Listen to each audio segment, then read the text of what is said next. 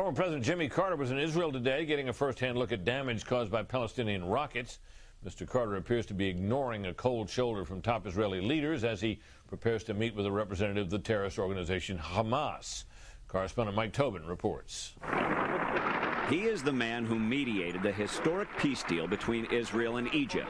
And now, as former President Jimmy Carter visits Israel, the top leaders, Prime Minister Ehud Olmert and Foreign Minister Tzipi Livni, snub him. Even though Olmert and Livni wouldn't say it publicly, government sources say Mr. Carter is being shunned because he plans to travel to Syria and meet with the exiled leader of Hamas, Khaled Mashal, who governs the Islamic radical group from afar.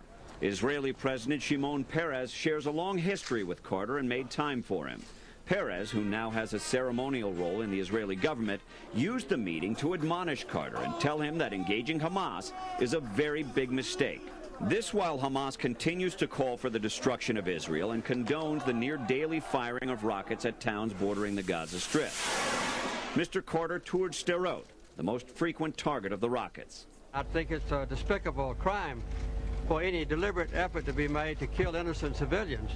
And my hope is that there'll be a ceasefire soon. A ceasefire between Israel and Palestinian militants is one goal Carter says he hopes to achieve when he meets with the Hamas leader.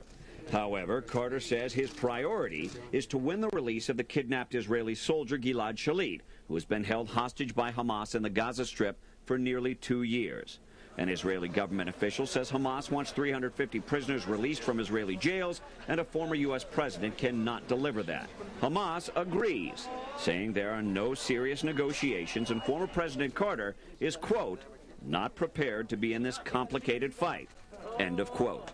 In the end, Israel fears the former president's meeting with Hamas will undermine Western efforts to isolate the Islamic fundamentalist group. A Hamas official told me that's exactly the result they're hoping for.